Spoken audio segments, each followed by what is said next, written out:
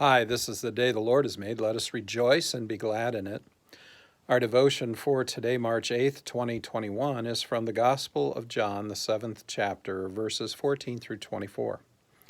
Verse 14, about the middle of the feast, Jesus went up into the temple and he began teaching. Well, this is the Feast of the Tabernacles, or Feast of Booths, also called Succoth. This is one of three feasts that the Jewish people were commanded to make a pilgrimage to the temple and observe. Jesus arrives later in the day and goes into the temple to teach. No surprise there. Verse 15, the Jews therefore marveled, saying, "How is it that this man has learning when he has never studied?" So the Jews, and by that we mean the Jewish religious leaders, the scribes and the Pharisees and the Sadducees, were all amazed at Jesus' teaching, and they questioned it and his authority. They were noting, first of all, that he had never studied anywhere, so how could he have this kind of understanding of the law? Verse 16 and 17, so Jesus answered them, saying, my teaching is not mine, but his who sent me. If anyone's will is to do God's will, he will know whether the teaching is from God or whether I am speaking on my own authority. So Jesus knows their thoughts and says that the teaching he's proclaiming in the temple are not his own teachings, but are the teachings of the one who sent him, which of course we know to mean God the Father.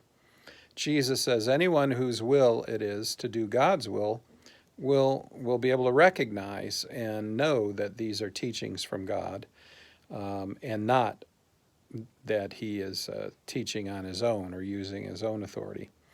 Since the Jews don't really understand the teaching or recognize the authority, by implication then, they must not be among those whose will is to do God's will, right? This, of course, upsets them. Verse 18 and 19. The one who speaks on his own authority seeks his own glory, but the one who seeks the glory of him who sent him is true, and in him there is no falsehood. Has not Moses given you the law? Yet none of you keeps the law. Why do you seek to kill me? Jesus jabs the Jews a little bit here by saying that those who speak on their own authority, and the implication, of course, is them, since they, of course, don't recognize what Jesus is teaching. Those people seek their own glory, so in effect, they're seeking their own glory and not God's glory. And then, he also accuses them of not keeping the law of Moses. And then he asks them, point blank, why are you trying to kill me? Well, the crowd, which includes the Jews, but there's more, there's those in the temple, when they hear him say that about why do you seek to kill me, they're astonished, and defensive, and they say, you have a demon, who's trying to kill you? I mean, so the crowd questions and demands to know who it is who's trying to kill Jesus, and why does he feel that way? Jesus answered them, I did one work, and you all marvel at it. Moses gave you circumcision, and that's not really from Moses, but from the fathers, Abraham, Isaac, Jacob. And you circumcise a man on the Sabbath.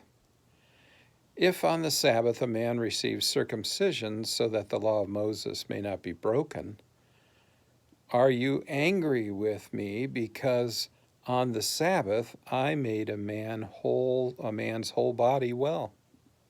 Okay, so Jesus responds by pointing out the very clear hypocrisy that the Jewish leaders have. Moses gave them circumcision,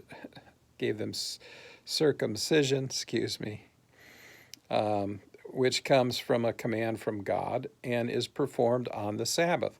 Wouldn't you say that was like a work, performing a circumcision on the Sabbath? And yet it's lifted up as, a holy moment. and it's performed on the Sabbath in order to keep with God's command. Jesus heals one man on the Sabbath, making him whole again. And the Jews are angry because he did it on the Sabbath.